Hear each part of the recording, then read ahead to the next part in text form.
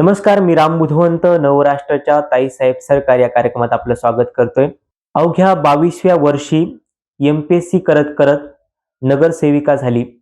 ही गोष्ट आहे पैठणमधील स्नेहल धुपे यांची. 22वं वर्ष म्हणजे अगदी आपण कॉलेजला कुठेतरी जात असतो आणि त्याच वर्षी समाजसेवेसाठी नगरसेवक होणं आणि समाजाची सेवा करणं हे खरंच अनेकांना आश्चर्य वाटणार आहे. मात्र संभाजीनगरातील पैठण येथील स्नेहल धुपे या नगरसेविका झाल्या आहेत आणि त्या आता समाजसेवा करायला मैदानात सुद्धा उतरल्या आहेत. त्या स्नेहल धुपे आपल्या सोबत आहेत. त्यांचा प्रवास कसा होता आणि आता त्यांची ध्येय धोरणे काय आहेत ते आपण जाणून घेऊया. सुपारी फुटली आहे, तयार आहे ना तुम्ही सगळे? आम्ही अदला बदल करत असतो. कधी मी मुख्यमंत्री असतो, कधी मग शिंदेने त्याला कधी डोळा मारला की दाढीवरनं हात फिरवला. आगे झाला जागे राहा, नाहीतर अनाकोंडा आ जाएगा. एकीकडे लावणी, दुसरीकडे अजून कुठलं आंदोलन. मी सडाफटिंग माणूस आहे. तुमच्याकडूनच व्याजाने आणि उसने घ्यावे लागतील.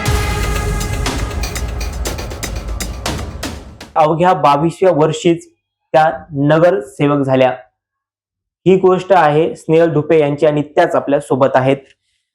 एमपीएससी करत करत राजकारणात यावं का वाटलं आणि कसा होता तो प्रवास? सर्वप्रथम नमस्कार सर्वांना. आणि तुमच्या माध्यमातून मी सर्वप्रथम सगळ्यांचे आभार मानते की त्यांनी मला माझ्यावरती विश्वास दाखवला आणि मला सामाजिक कार्य करण्याची संधी दिली.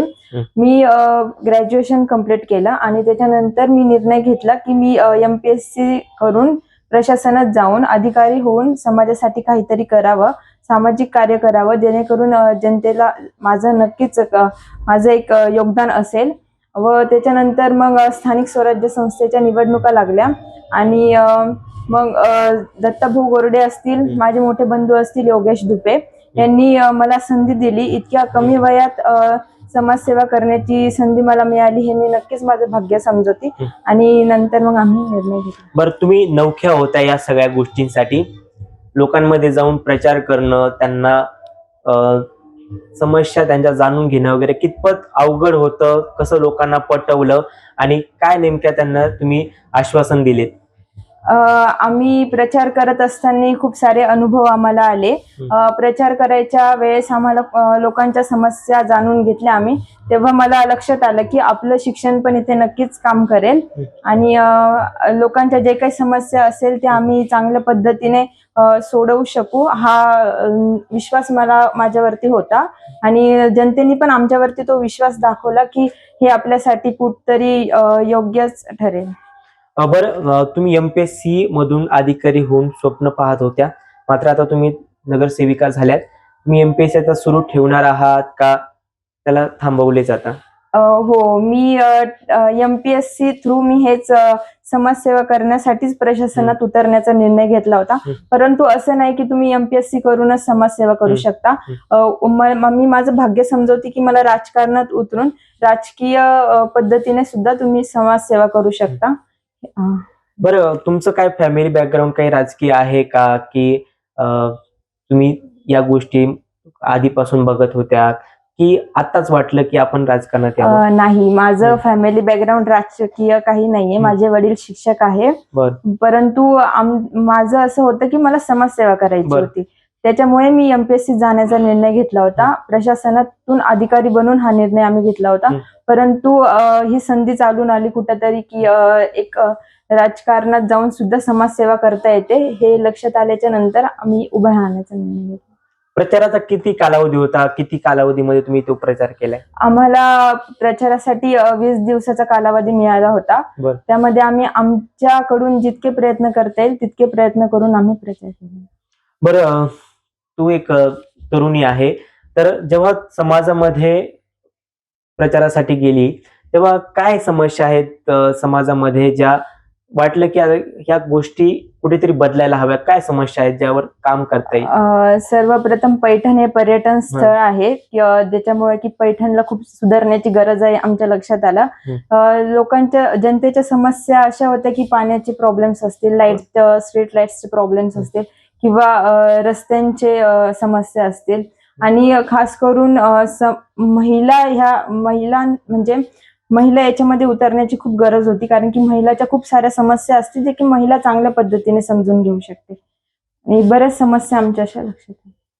प्रामुख्याने आजही ग्रामीण भागामध्ये मुलींच्या शिक्षणाबाबत किंवा मुलींवर होणाऱ्या अन्यायाबाबत अनेक प्रश्न असतात. पैठण हे थोडा ग्रामीण भागामध्ये येतं, तालुका आहे, तर येथे पण अशा काही समस्या आहेत का? एक महिला म्हणून मुलींसाठी त्यांच्या एज्युकेशनसाठी काहीतरी आपण करावं असं वाटतं का?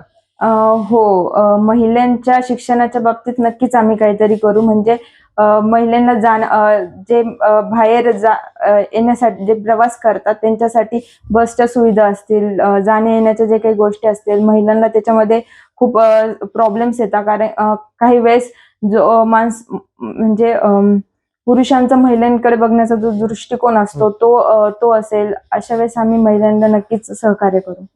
बरं, महत्वाचं म्हणजे आता नगरसेविका तुम्ही झाल्यात, तर नगरसेविका झाल्यानंतर तुमचे पुढचे ध्येय धोरण काय आहेत? तिथपर्यंतचा प्रवास झालाय, तुम्हाला समाजसेवा करायची, पण प्रामुख्याने तुमच्या भागासाठी किंवा शहरासाठी काय मुद्दे तुमचे असणार आहेत किंवा तुमचे ध्येय धोरणे काय असणार आहेत? सर्वात पहिला मुद्दा असणारे कचऱ्याचं व्यवस्थापन. हं. पैठण हे पर्यटन स्थळ आहे, पण तसं कचरा व्यवस्थापन पैठणमध्ये नाहीये. आमची म्हणजे गोदावरी नदी असल्यामुळे कचऱ्याचं व्यवस्थापन असेल, पाण्याचे प्रॉब्लेम, पाण्याच्या समस्या असतील, स्ट्रीट लाईट्सच्या समस्या असतील आणि आरोग्यासाठी समस्या असतील की आम्ही नक्कीच करू. बरं, तर माझा शेवटचा प्रश्न असेल, या सगळ्यामधून जेव्हा राजकारणामध्ये येणं, MPSC करता करता राजकारणात प्रवास करणं, तर ज्या नवतरुणी आहेत किंवा महिला आहेत ज्यांना राजकारणात द्यायचंय, फॅमिली बॅकग्राऊंड नाहीये, मात्र कुठेतरी भीती आहे मनात, आपण कसं होईल, आपण निवडून येऊ का, अशांसाठी काय सल्ला असेल? कारण की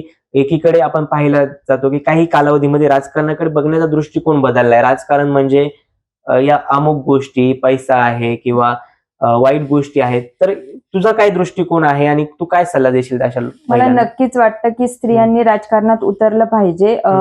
याची खूप गरज आहे. म्हणजे आधीसारखं स्त्री पुरुष भेदभाव असं काही राहिलेलं नाहीये. स्त्रियांनी नक्कीच राजकारणात उतरलं पाहिजे. आणि विषय राहिला पैशांचा वगैरे, तर हे सगळ्या द्वितीय गोष्टी राहतात. सर्वप्रथम जर महिलांनी हा निर्णय नक्कीच घ्यायला पाहिजे राजकारणात येऊन समाजसेवा करण्याचा.